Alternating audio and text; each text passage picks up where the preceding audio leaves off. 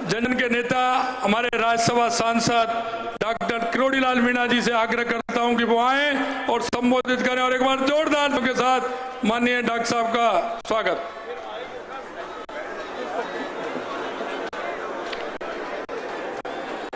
एक दिन मैंने अखबार में पढ़ा भी था, फोटो देखा था,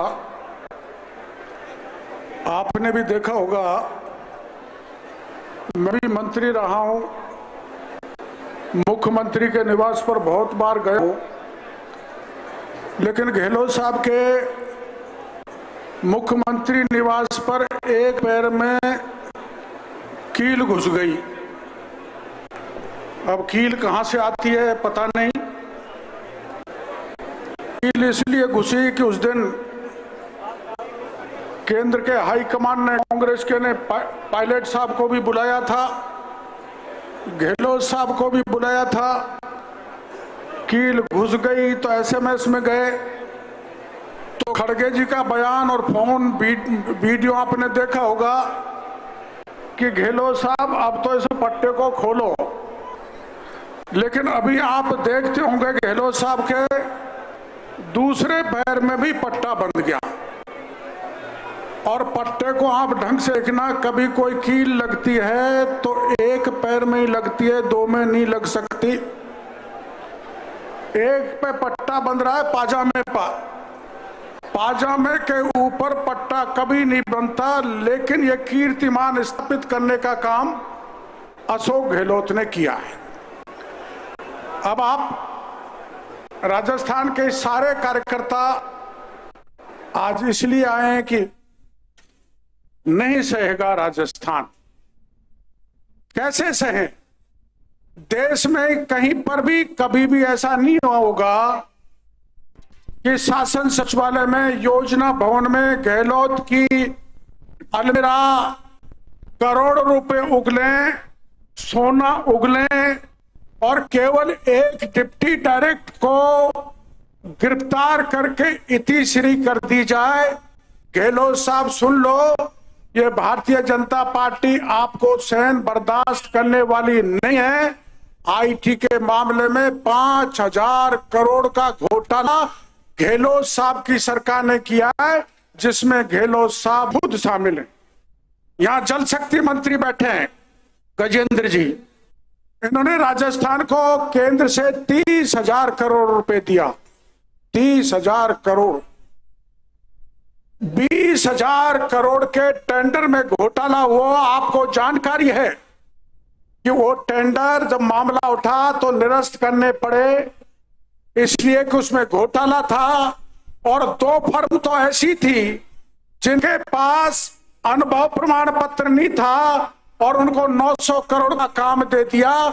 हमने मामला उठाया तो निरस्त करना पड़ा। और आपने अखबार में होगा गहलोत साहब के नेताओं ने, अफसरों ने साठ गांठ करके शासन सचिवालय से 200 करोड़ रुपए की घोटाले की फाइलों को गायब कर दिया। जल जीवन घोटाला, खान में घोटाला, और मैंने वैभव गहलोत का बेटे का भी मामला उठाया था। फिर मैं गहलोत साहब इस बड़ी सभा में आप पर खुद पर आरोप लगाना चाहता हूं कि आपका बेटा यहां से काला धन को भेजता है मॉरिशस के रास्ते से, और हजारों करोड़ रुपए स्वाइट होकर अपने यहां पर आते हैं।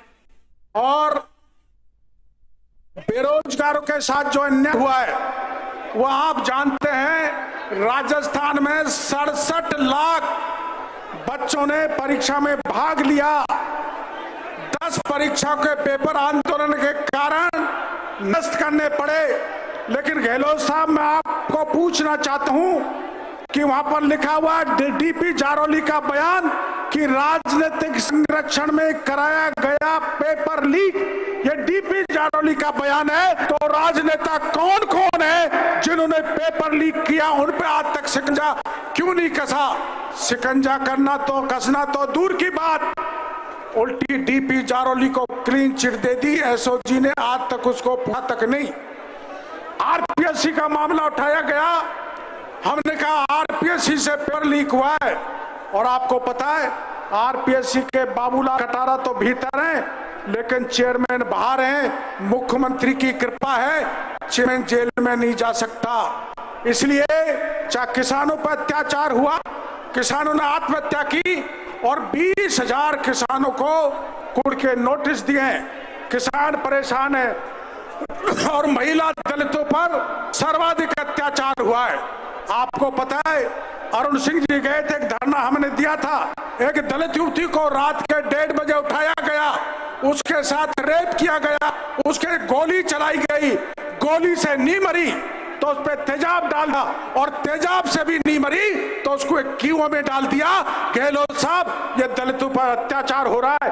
आप मणिपुर की बात सुनाते, थाने गाजी में घटना हुई थी, पति पत्नी जा रहे थे, दोनों को पति को भी नंगा किया, पत्नी को भी नग्न किया और 6 लोगों ने पति के सामने पत्नी के साथ गैंग रेप किया। मणिपुर तो इस घटना के सामने कुछ भी नहीं है। इसलिए राजस्थान के कार्यकर्ता, प्रदेश भर से आई जनता को हम आह्वान करना चाहते हैं। अब ये बोल रही थी हमारी बहन जी, कह रही थी सोती सरकार को जगाने के लिए, जगाना नहीं है, इस सरकार को स्थायी रूप से चलाने का काम अपन को करना है कि बाद में लौट के नहीं आए। और भारतीय जनता पार्टी प्रचंड बहुमत से जीत के आए। इन्हीं शब्दों के साथ मैं आपका बहुत बहुत धन्यवाद देना चाहता हूं।